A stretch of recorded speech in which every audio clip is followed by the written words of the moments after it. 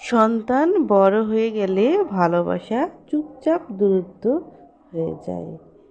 সন্তান বড় হওয়া যেমন খুশি, ঠিক তেমনি সন্তান বড় হওয়া মানে মায়ের বুকের কোণে এক টুকরো নীরব ব্যথার জন্ম নেওয়া। হ্যালো এভরিওয়ান, আসসালামু আলাইকুম।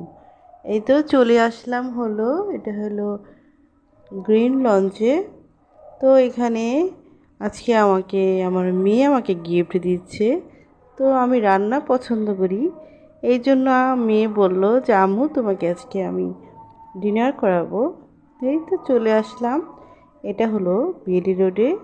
এখানে খাবারগুলো ভালোই ছিল।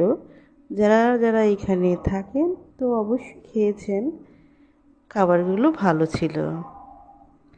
তো মেয়ে আমাকে নতুন বছরের উপহার দিল।